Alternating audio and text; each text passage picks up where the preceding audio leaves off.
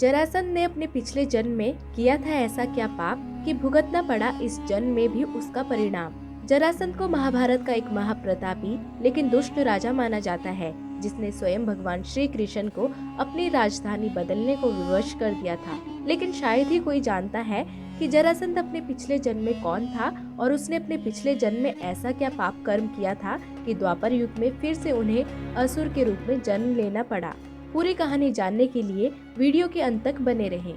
और अगर आप हमारे इस चैनल पर नए हैं तो चैनल को सब्सक्राइब करना न भूलें और हमारे बेल आइकन को भी जरूर दबाएं ताकि आपको हमारे चैनल से आने वाली वीडियोस समय समय पर मिलती रहे।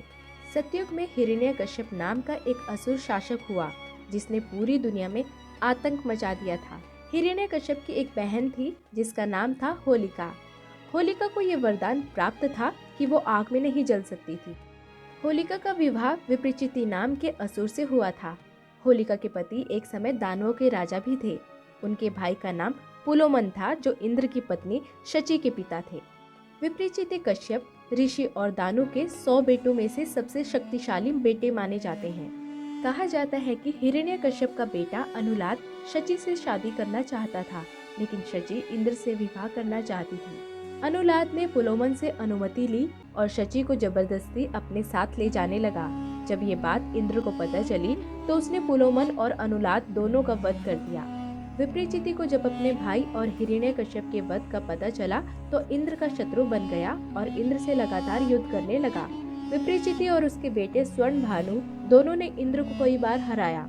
कहा जाता है कि स्वर्ण भानु को अंधेरे का देवता माना गया है और वो सूर्य और चंद्रमा पर तीर चलाकर दुनिया में अंधेरा फैलाने की कोशिश करता है। कई बार अत्रि ऋषि ने सूर्य और चंद्रमा को स्वर्ण भानु की प्रकोप से बचाया, पर जब उनका प्रकोप बहुत ज्यादा बढ़ गया तो इंद्र ने खुद आकर विप्रचिति और स्वर्ण भानु से युद्ध किया और उन्हें पराजित करके उनका वध कर दिया। कहा जाता है कि अपनी पत्नी होलिका की तरह विप्रचिति ने भी प्रहलाद को मारने की कोशिश की थी।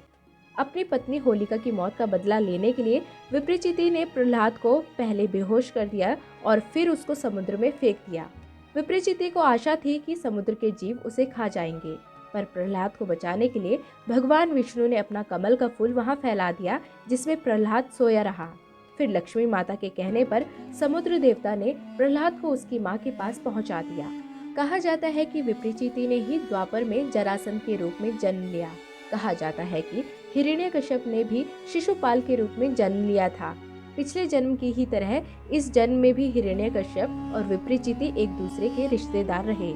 कुछ कहानियों में जहाँ सिंहिका, जो कि होलिका का दूसरा नाम था, उसे हिरण्यकश्यप की बहन कहा जाता है, वही दूसरी कथा के अनुसार सिंहिका प्रहलाद की बहन थी।